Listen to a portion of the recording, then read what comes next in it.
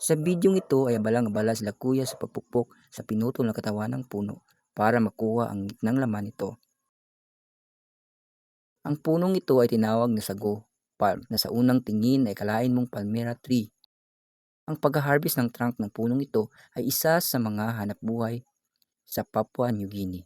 Ang pet o laman ng sago palm na tila giniling na buko ay kinukuhanan ng starch na siya namang pinoproseso para gawing sago. Ang tiyo ay binlugang sangka sa ilan nating paboritong pagkain at inumin. Ang sago na madalas sinahalo sa mga pagkain Pinoy tulad ng taho at ginataan ay kalimitang mula sa sago palm o Metroxylon sago. Kung iniisip mo na ito ay isang uri ng palm tree, nagkakamali ka dahil ito ay kabilang sa cycads, isang sinaunang grupo ng halaman na mas malapit sa mga conifers kaysa sa palm trees. Tinatawag lang itong palm dahil sa itsura nitong parang palmera. Makikita ang sago palm sa mga tropical at swampy areas ng South Asia gaya ng Indonesia, Malaysia at New Guinea. Maging sa Pilipinas ay tumutubo rin ito na tinatawag na lumbia sa Northern Mindanao. Napakahalaga nito bilang source of food sa mga lugar na ito. Sa katunayan ay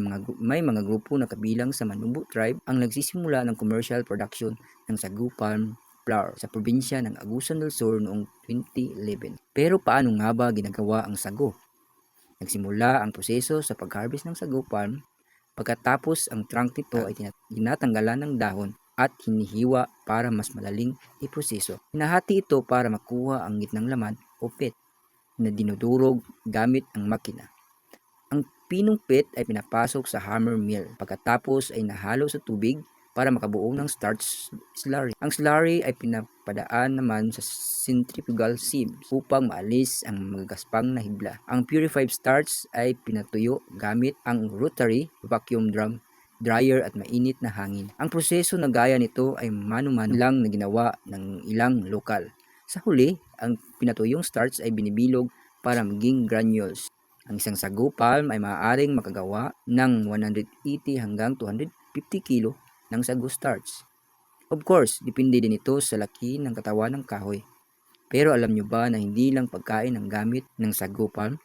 Ang mga dahon at timpla nito ay karaniwang ginagamit sa paggawa ng bubong at paghabi ng banig. Habang ang starch naman mula sa katawan ng puno ay ginagamit din sa iba't ibang produkto tulad ng pandikit para sa papel at tela.